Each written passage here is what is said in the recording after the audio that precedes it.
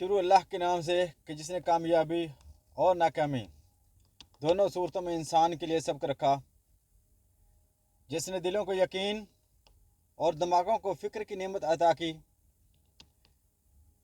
जो इंसान को कभी तन्हा नहीं छोड़ता, उसका शुक्र हर सांस पर वाजिब है।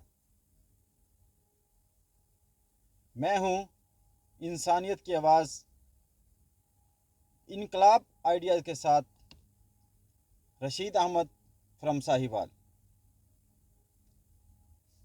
आज का हमारा सब्जेक्ट होगा तब्दीली, बेरोज़गारी, गुर्बत।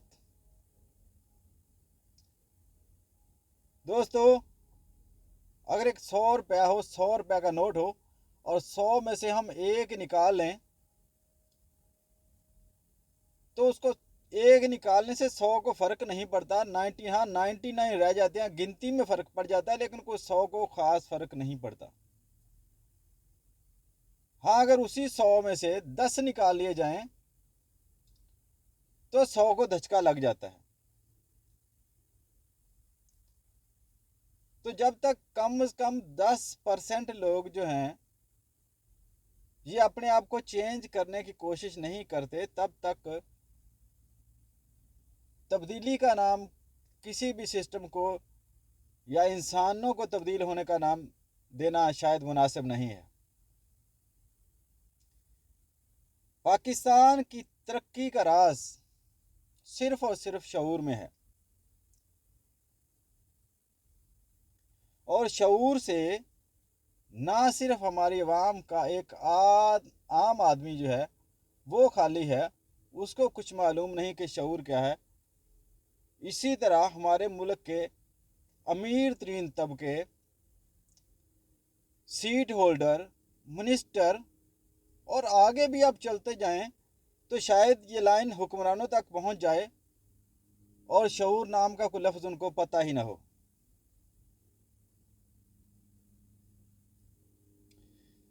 और ये शऊर मिलेगा कहाँ से? इस शऊर को हासिल करने के लिए हमें क्या करना होगा, हमें यह भी सोचना है। दोस्तों, इस दुनिया में सबसे मुश्किल तरीन काम बंदों को इकट्ठा करना होता है। यानी कि आप किसी को तब ही कुछ बता सकेंगे जब वो आपके सामने आएगा, आपकी बात सुनेगा और ध्यान से सुनेगा तो फिर कुछ ना कुछ उसके बारे में सोचेगा। जब सोचेगा तो जाहिर है वो अमलन लेके आ सकता है। और बंदों को इकट्ठा करने का काम इतना मुश्किल है कि शायद आप देखें, कभी अंदाज़ा लगाएं, किसी होटल के ऊपर जो बंदे जाकर बैठते हैं वो तो फ्री टाइम अपना, वो तो उनके पास तो कुछ काम होता नहीं, तब जाके वो चाय वाले होटल के पास, वो किसी ढाबा रेस्टोरेंट पे जाके कोने में बैठ जाते हैं। जब वो बिल्कुल फ्री बैठे हो, कुछ भी ना कर रहे हो, तो आप उनके पास जाके उनको कहें कि भाई मैं आपको कोई बात बताना चाहता हूँ या मेरी बात सुने, तो यकीन कीजिएगा वो आपकी बात नहीं सुनेंगे। वो आपको ऐसे नजर आएगा जैसे ये भी बहुत मसरूफ़ हैं। तो दुनिया को इकट्ठा करने का तरीका क्या है? इस तरीके के मतलब हम सोचते हैं कि अल्लाह ताला ने हमें, हमारे ऊपर जो इतना बड़ा इनाम किया, हमें उसकी कदर ही नहीं है। वो क्या चीज़? सबसे पहली चीज़ जो है वो 5 वक्त की नमाज है। 5 वक्त की नमाज में कम से कम हमारे 10% लोग शामिल होते हैं, और उस नमाज में हर लेवल का बंदा होता है।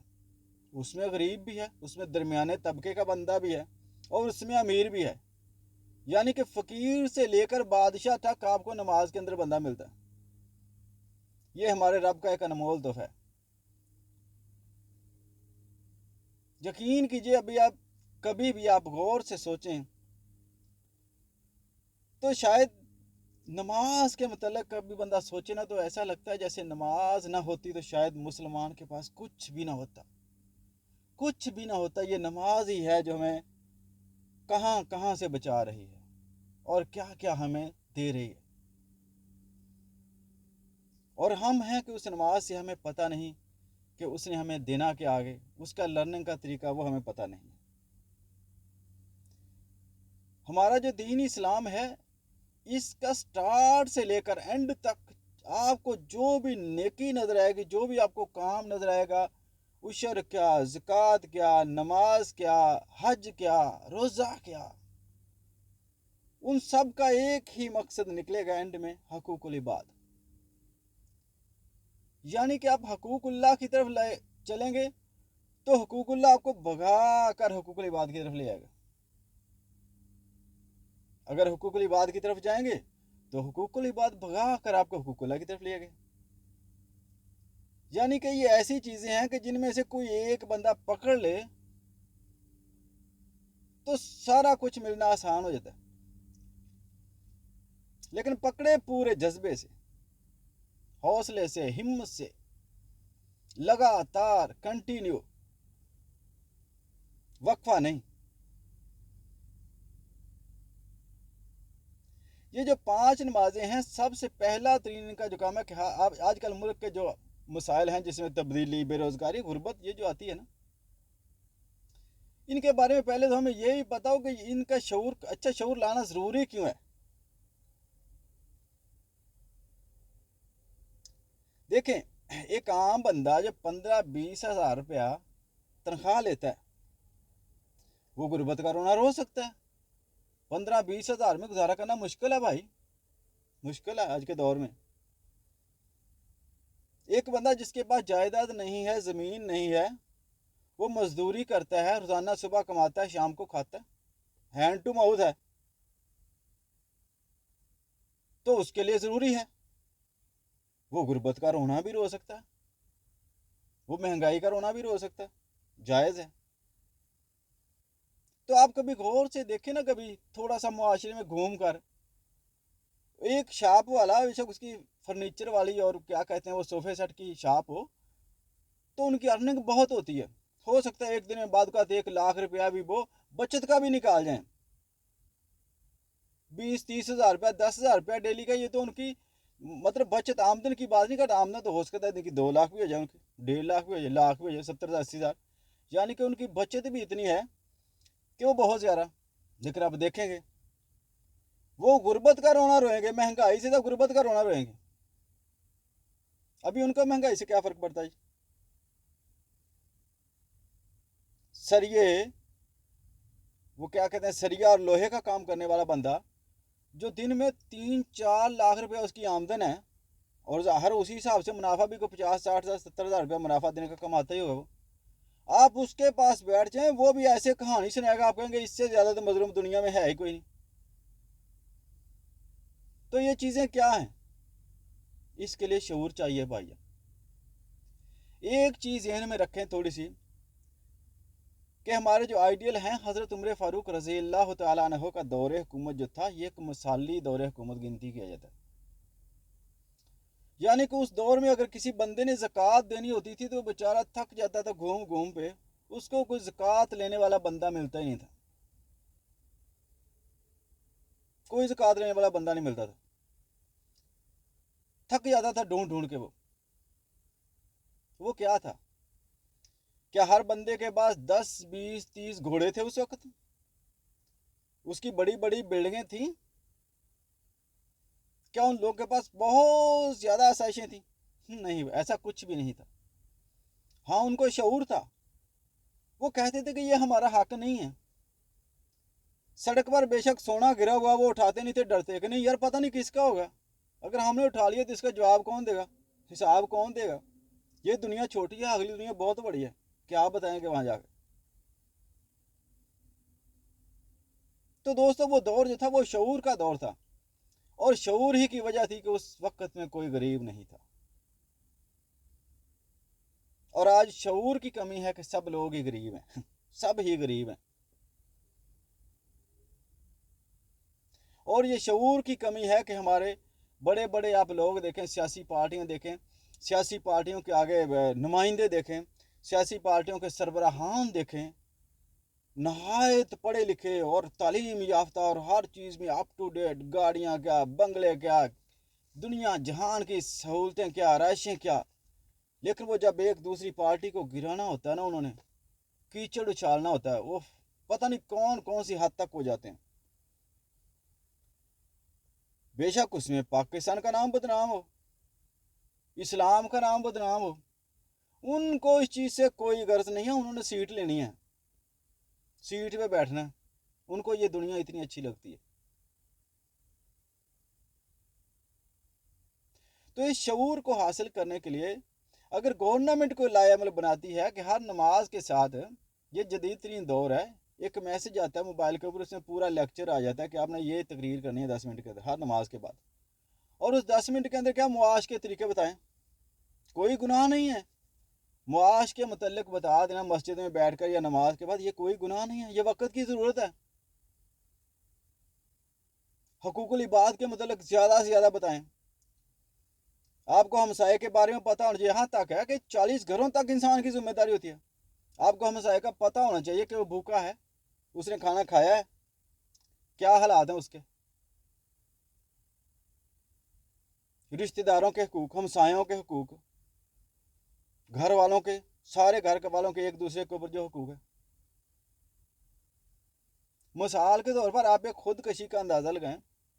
अल्हम्दुलिल्लाह हमारे मुल्क में दुनिया की निस्बत खुश, ये जो है ना खुदकशी ये बराए नाम है, बहुत कम है, लेकिन फिर भी हमारे मुआशरों में इसे 0% होना चाहिए, क्योंकि हमारा इस्लाम किसी भी सूरत में, किसी भी मसले में इंसान गिरफ्तार हो जाए, किसी भी बीमारी में इंसान मुब्तला हो जाए, किसी भी तरह के चक्कर में फंस जाए, बुखारी बन जाए, कुछ ना हो उसके पास, उसके जिस्म में कीड़े पड़ जाएं, इतना बेकार हो जाए इंसान, दुनिया में बदनाम हो जाए इंसान, कोई कोताही, कोई गलती, कोई ऐसा काम सरजद हो जाए, मुंह छुपाता फिर रहा हो, उसको पता ही ना अभी मैं करूं क्या, मैं तो मर रहा हूं, तब भी खुदकशी नहीं कर सकता।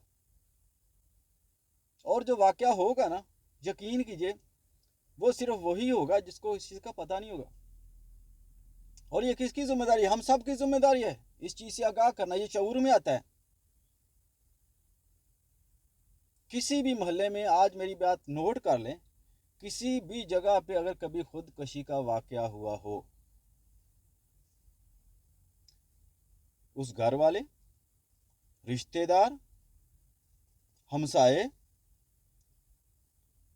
इमाम मस्जिद उस जगह का, स्कूल टीचर, नंबरदार, वो जो मेंबर बने फिरते हैं, जो इलेक्शन के दिनों में घरों में जाकर बड़ी बड़ी हमदर्दियां जगाते हैं कि हम तो सारी ज़िंदगी आपके साथ ही रहेंगे, और बाकी सारे जो मुतलका लोग हैं बड़े बड़े, वो सोचेंगे तो वो उस चीज़ को बचा सकते थे, उनका कोई ना कोई रोल ज़रूर होगा कि अगर वो कदम उठा लेते तो वो बंदा या वो औरत या वो बच्चा या वो घर, वो खुदकशी जैसी लानत से बच सकते थे, लेकिन ऐसा नहीं किया। ये पूछताछ होगी उनसे, ये हमारा यकीन है। वो कहते हैं नहीं, एक एक बंदा 100 को दोज़ख में भी लेके जाएगा, वो इसी तरह ही लेके जाएगा। हम अपनी ड्यूटियां पूरी नहीं करते, हम अपनी ड्यूटी से गाफिल हैं भाई। 10-10 एकड़ वाले ज़मीन वाला बंदा गुर्बत का रोना रो रहा है, करोड़ों रुपए की प्रॉपर्टी वाला गुर्बत का रोना रो रहा है, उसको पता ही नहीं कि मैं ये क्या कर रहा हूँ।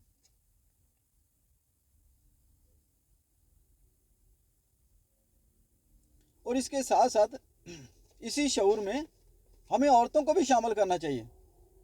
औरतों को, औरतों की एक जगह महफिल करनी चाहिए, औरतों को इकट्ठा करना चाहिए, कोई ऐसा मरकज हर जगह पर, हर मोहल्ले में, हर गांव में, हर शहर में, हर जगह एक ऐसा मरकज हो जहाँ पे डेली बेस पे औरतें इकट्ठी हों, डेली बेस पे, और उनको बताया जाए हम सेविंग कैसे कर सकते हैं, हम अच्छी ज़िंदगी कैसे कर सकते हैं।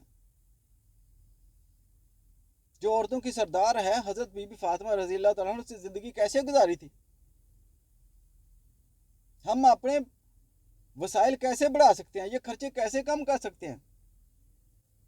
ये जो शौक शौक से हम चीनी घी का इस्तेमाल ऐसे फरा फर करते हैं कि पता नहीं इनके पीछे क्या है, इनसे बीमारियां कितनी फैलती हैं, इन चीज़ों को कैसे कंट्रोल कर सकते हैं, ये औरतों को समझाना बहुत ज़रूरी है। और ये इतनी जल्दी करने वाले काम है। मैं कहता हूँ कि बंदा फौरी तौर पे अभी अभी अभी से भी अभी उससे पहले फौरी से पहले इसको स्टार्ट लें। देखें, जब पाकिस्तान का नाम दुनिया में आता है ना, तो साथ इस्लाम का भी नाम आता है, और जहाँ इस्लाम का नाम लिया जाता है ना, अल्हम्दुलिल्लाह वहाँ पाकिस्तान को याद करते हैं। तो खुशहाल पाकिस्तान जो ना, हर बंदा खुशहाल हो, खुशहाल पाकिस्तानी हो, तो ये मैं कहता हूँ कि इस्लाम के लिए भी बहुत बहुत बेहतर है, बहुत बेहतर है, कोई नुकसान नहीं है। और फिर दरामदात बरामदात, ये हर बंदे के नॉलेज में हो कि ये चीज़ें हमारे मुल्क में बाहर से आ रही हैं, इनके लिए हम पैसा लगाते हैं भाई, ये चीज़ें हमारी अपनी हैं। दरामदात का इस्तेमाल कैसे करते हैं, बरामदात का कैसे करते हैं, पता होना चाहिए हर इंसान को। और फिर जो हमारे पुराने बंदे हैं, जो हमारे रिटायर्ड हजरात, रिटायर्ड टीचर हैं, और इसके अलावा हमारे जो आलम हैं माशाल्लाह, हम उनकी क्या कहते हैं, हमारी वो दिल की धड़कन, हमारी आन शान सारी उन्हीं से है। और रिक्वेस्ट है हमारी उन सब से कि सारे के सारे इस काम के लिए, ये जो बेरोज़गारी का जो पड़ा हुआ है ना, ये जो शऊर का ये जो नहीं है लोगों को, इसके बारे में निकले, मैदान में निकले। जब 5 वक्त की नमाज में हर बंदे के नाल में या कम से कम 10% लोग बदल जाएंगे ना, तो ये देखना इनकलाब कैसे आता है, यही इनकलाब है। और कोई ऊपर से बारिश बरसने वाली, या कोई वो हम सोचे ना कि पक्का पकाया ऊपर से आना शुरू हो जाए, हमारे अमाल वहाँ तक नहीं है। हमें कुछ करना है और ख़ुद ही करना है, और उसके लिए भागना है। इंशाल्लाह ताला अल्लाह की मदद हमारे साथ होगी। बड़े बड़े बंदे जो हैं, बड़े बड़े बंदे, सरमायादार पार्टियाँ, उलमा को चाहिए कि उनके पास जाएं, टेलीफोन पर रब्ते करें, जैसे भी करें उनको समझाएं। आपने समझाना, आप जिम्मेदारी है हमारी। वो बेशक गुस्सा करें, और कभी वो गुस्सा कर ही नहीं सकते, वो उल्टा शर्मिंदा होंगे, वो शर्मिंदा होंगे वो, क्योंकि अगर वो लोग उशर ज़कात, गरीबों का हक जो उनके माल के अंदर है वो निकालते, तो कभी गुर्बत होती ना, कभी भी गुर्बत ना होती। वो समझ जाएंगे, ये उनका फ़ायदा होगा, और यही सबका फ़ायदा है। और पुरानी उम्र के बंदे देखो, उनके पास एक तजर्बा होता है, ज़िंदगी का तजर्बा, वो लोगों को जाकर बता सकते हैं। इनको खुली छुट्टी होनी चाहिए बाज़ारों में घूमने की। 60 साल का बंदा, 70 साल का बंदा, 80 साल का बंदा, रिटायर्ड टीचर, इनको घूमने फिरना चाहिए। रिटायर्ड टीचर को स्कूल में मंथली लाजमी जाना चाहिए, हर 15 दिन बाद, महीने बाद स्कूल में पहुंचना चाहिए, अपने तजर्बे बताने चाहिए लोगों को।